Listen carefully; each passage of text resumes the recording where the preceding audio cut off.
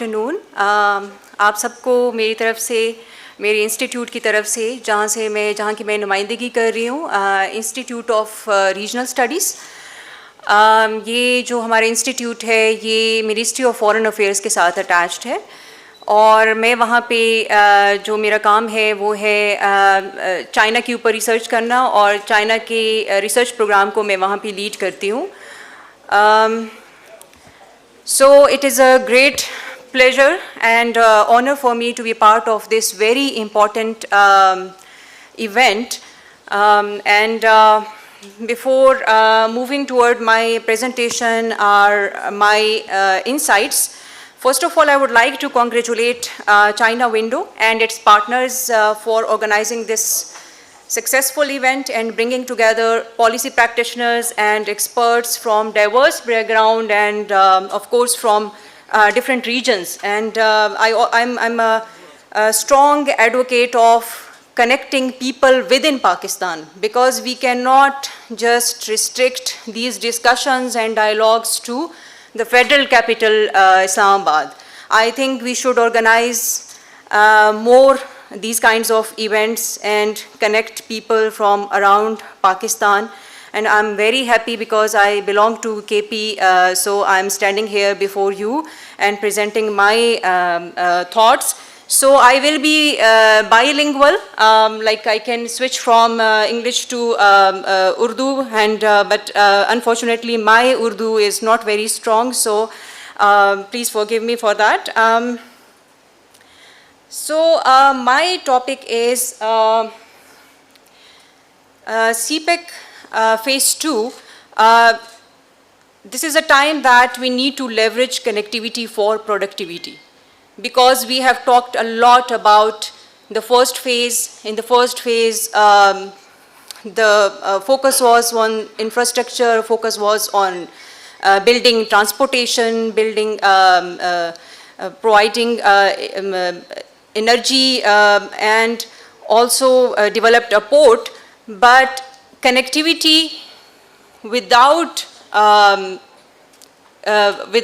translating it into productivity, we cannot achieve the true potential of this very important project, mutual project. And it is a bilateral project and also a multilateral project, because Pakistan and China both want to promote this project as a project of the region, which is connecting the regions. It is not just confined to the two countries, but it is aimed to connect people in the near region and beyond. So, as we all know, that there is no doubt that China is our time-tested friend. And our relations have further strengthened with this very important project, because initially we had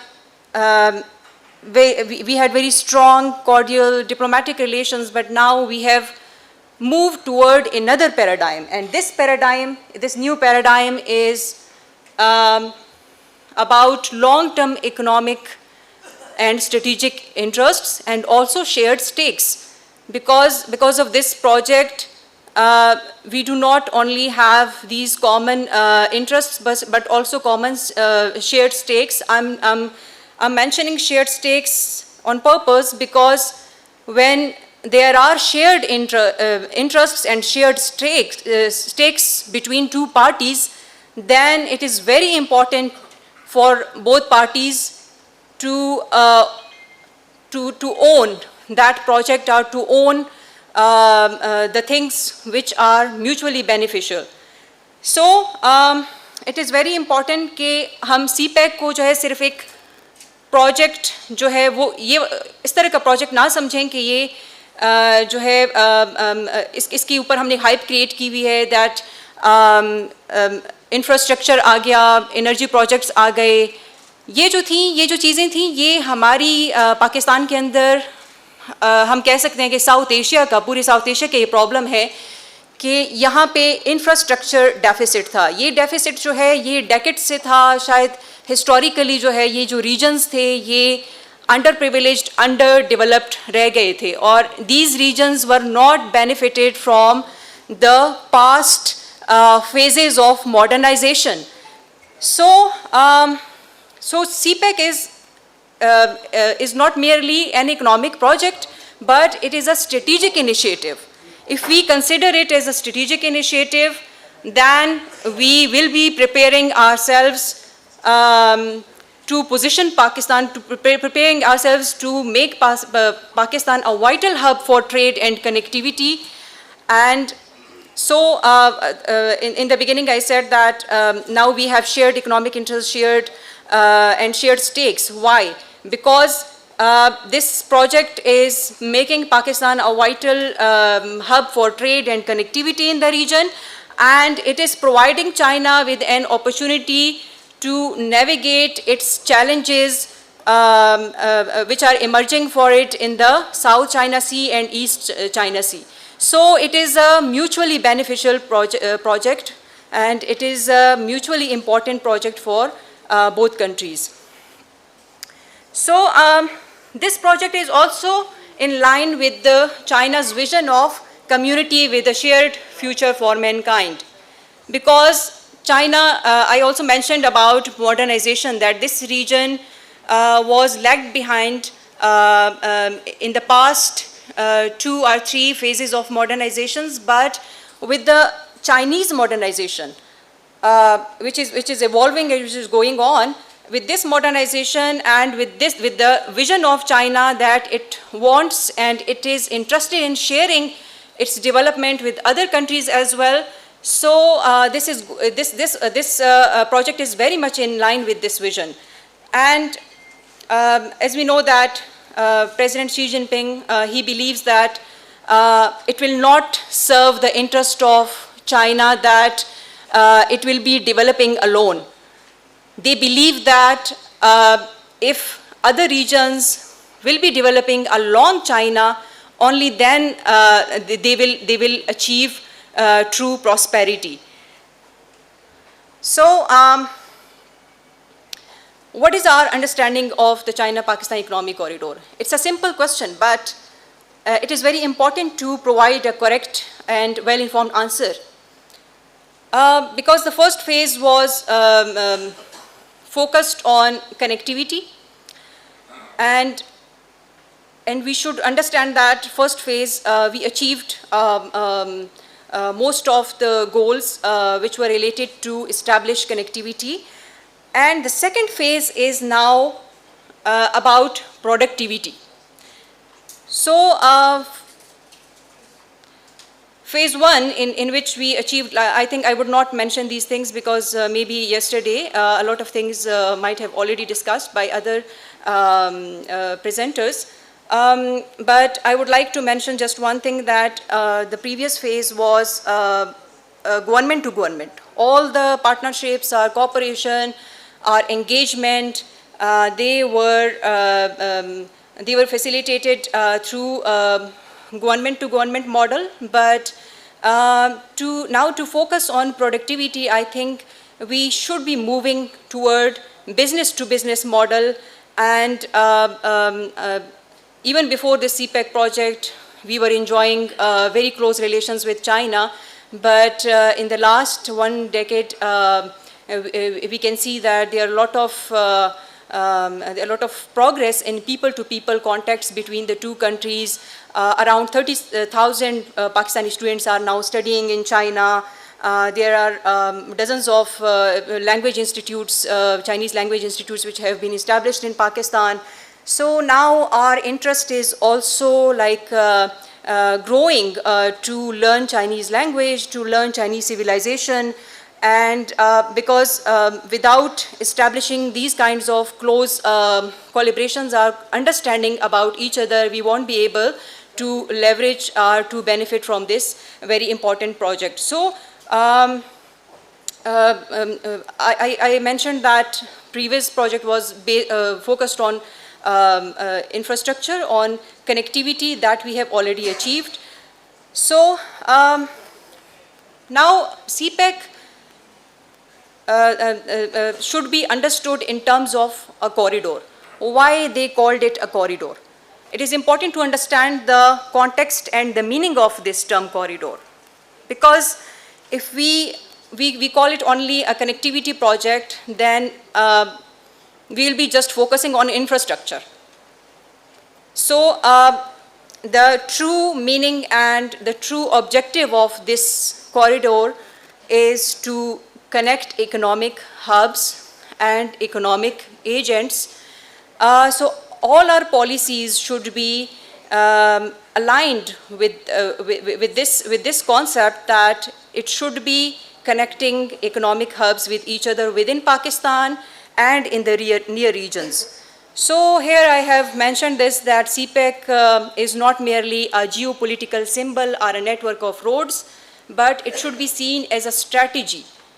When we consider it and we call it a strategy, so then we will be focusing on policies or on initiatives which will align to this very objective of achieving economic connectivity. So while saying this, my point is that as in the previous phase, it was G2G, and it was more focused on infrastructure or on connectivity. So to move toward productivity, what is important? The most important thing is to move toward private sector engagement. And without this private sector engagement, private sector involvement and their interest in this project, we won't be able to achieve the true potential which this very important project is offering to Pakistan. Because until now, 30 billion has been invested in Pakistan, but our GDP growth is still it stands on 3.5%, which is below 7%, and to accelerate and to effectively absorb our youth into the workforce and to generate economic activities, we need around 7% GDP growth in Pakistan.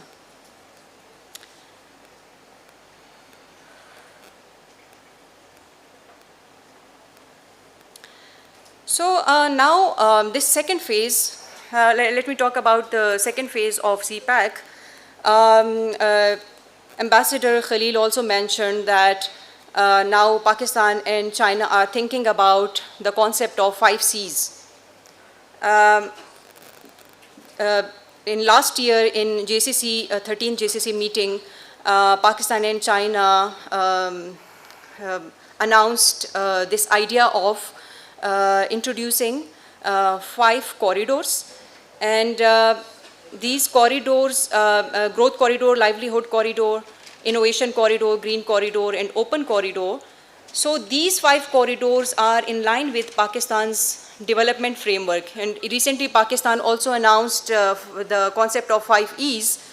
So we need to now integrate these 2 initiatives to achieve the true potential of Pakistan, because a lot of experts and people are now also, according to their analysis, that if we will be focusing only on the large, big-scale projects, then there will be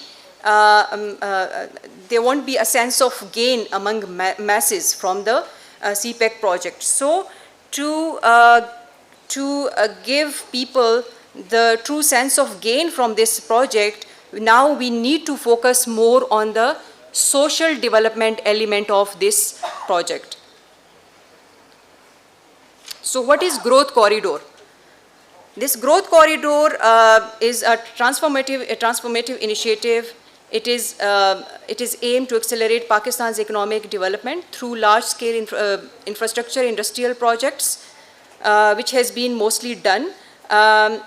And it emphasizes, and in the second phase, this growth corridor would mean that it should leverage this connectivity now, this modernized transportation and networking now for both small and large-scale businesses within Pakistan and also with the connecting regions.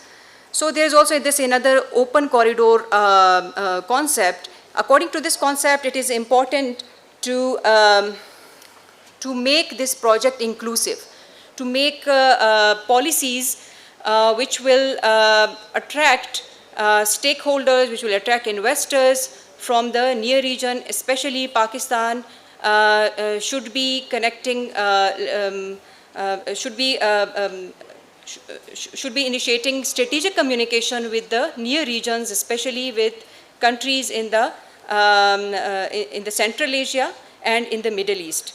So, moving toward another corridor, this is innovation corridor. This is the most important corridor of this second phase. So, this is related to the technology and knowledge transfer. Because whenever we ask experts that how can Pakistan achieve economic growth, how can Pakistan achieve rapid economic growth, so they always answer with our focus on knowledge and technology transfer. Because if we continue to focus on our outdated methods of growth, we won't be able to move our progress with the changing times, because now conditions have changed, times have changed. Now it is an era of information technology, it is an era of artificial technology, so artificial intelligence. So Pakistan should not lag behind, because luckily Pakistan has the youngest population. 60% of our population are our youth, are based on youth, so they can they should leverage this potential. So then we have a livelihood corridor. Livelihood corridor is related to creating economic opportunities. It should be based on healthcare. It should be working for education and promoting economic opportunities at community level as well. So and furthermore, green corridor is also very important. So I got this chit for time, so I will be moving very quickly. The most important key challenges. So we will be talking about very good things, good points related to CPEC, but whenever we discuss these things, then we get this response that how can we achieve these very good ideas. So for that, we need to work on our challenges. Number one is institutional capacity, and for me, I think that it is not only institutional capacity, but we need to work on our capacity in all sectors, including human development sector. Political stability is very important, and security, there is no, there should be no compromise on these three factors to achieve to achieve the true potential of CPEC. We need now, I had mentioned earlier that we need to move from G2G to B2B, and for that we need to introduce market-driven reforms. We need to focus on de-risking model, a model in which foreign investors should feel safe whenever they are bringing in investments to Pakistan. There must be a flexible exit strategy for them, and there must be institutions which will be resolving their disputes. And this can be called as a legal framework. Legal framework is very important. And I won't go again to this point that human development is very important aspect of second phase. And then industrial reforms. Yes, industrial strategy is very important. As I had mentioned in the beginning, that now we need to leverage this connectivity for productivity. So productivity can only be achieved through a very robust and comprehensive industrial policy. And SEZs, special economic zones, would also be successful when our industrial policies would be aligned with its goals and with its policies. So another thing, very important thing which I recommend is digitalization of our economy. Because our economy is undocumented, so we need to digitalize our economy as soon as possible. We should start this process, and because without, this is the era of data. So people are benefiting from the availability of data because now we are living in information technology era. So Pakistan is not benefiting from it. Now we need to move toward economic digitalization, and we need to leverage this data for making informed decisions and informed policies. And we also need to learn from international best practices, and the good examples are from the East Asian countries, from ASEAN countries, and from some of the Middle Eastern countries, from their very rapid economic growth. And this is the most important point which I want to make in the end, that now we need to focus on the deliverables, because we talked a lot about this infrastructure success. Now these infrastructure projects should deliver tangible economic benefits for Pakistan, and we should avoid underutilization of these infrastructure projects. Thank you so much, and I wish success to this.